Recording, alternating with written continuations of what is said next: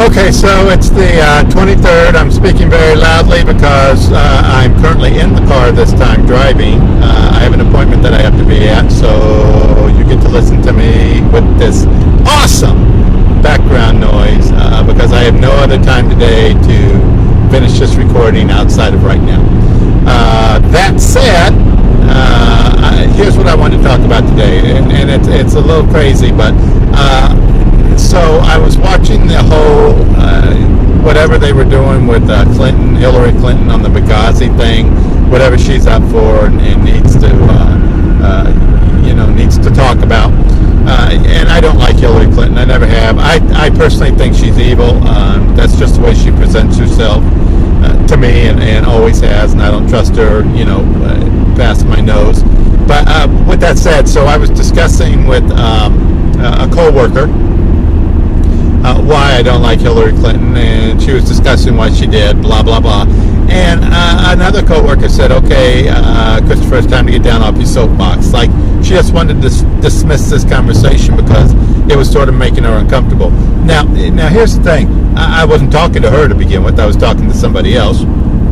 She was overhearing the conversation, and it was obviously making her uncomfortable enough that she needed it to stop for whatever reason, which got me to thinking, you know what, my parents told me, and I'm fairly sure that they told you too, don't discuss politics, don't discuss religion, taboo subjects, don't discuss them, taboo subjects. But you know what, why the hell not? If we don't discuss religion and politics amongst ourselves, who's going to know most about it? Here's a thought, the freaking politicians. And if they have more information than we do, how are we supposed to make a decisive judgment call on who to elect or re-elect? Hello, people.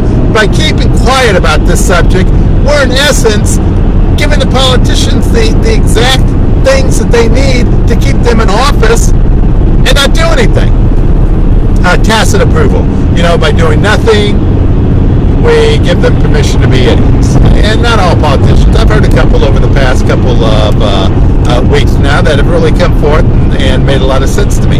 But on the whole, most of them are in it for a job. Most of them are in it to protect their job. And most of them are in it to make the most amount of money that they can make in their job. So to do that, they walk on the backs of us, me and you. Now, I'm saying this because I was in speech class last night, which is a college course I'm taking. Should not be in college, but I'm there. And we were discussing somewhat of the same thing. The right to free speech, the Freedom of Speech Act, all that mumbo jumbo stuff. Excuse me, I don't have a drink. I do have a drink. I brought coffee. The freedom of speech in America. Actually, what that means is you have the right to speak against political opponents or opposition, or politically, you have the right to speak without your ass being thrown in jail. That doesn't mean you have the right to go around pissing everybody off, throwing around the N-word or the C-word or the F-word. Fill in the blanks. But you do have the right to say them, and you have to understand anything that you do say preempts a reaction out of your audience, whoever that audience may be at that specific point in time, and you need to bear those consequences based on that. That said, it seems like people are just keeping the populace dumb and stupid. Oh, don't talk about any of the politics and stuff, or don't tell me who you like or dislike it. Now, here's the point. If I tell you who I like or dislike, I usually tell you why I dislike them. And here's the reason I dislike Hillary. And this will mean nothing to a lot of people. And they'll go, oh, well, you're just stupid. Maybe, but this is the reason I dislike her. She has never once been on camera where I have seen her actually with good body language, or body language that denotes she's interested in somebody else's opinion other than the one that she's pimping at that time. Today, I saw her in this hearing like this. That's how she was sitting at the table like this. Like she couldn't give a rat's freaking, of what McCain was saying. Just like this. Until it was her time to speak, and then she was all upward. There's body language, Hillary. Body language! You may not be interested in what I'm saying, but here's the thought. Freaking A, at least pretend like you are. That's it. Nothing politically that she's done. I don't know what she's done because I don't watch her. I don't watch her because I don't like her body language. And because I don't like her body language, I hate her. And I'm not going to watch her. And that's just that. And that's. I know that seems minimal, but it's not. A lot of people base their opinions off of body language. So that's mine. But here's my whole point, summation, because I'm over my 5 minutes now. We need to start talking openly about politics. Suck it in. Don't get into fights about it.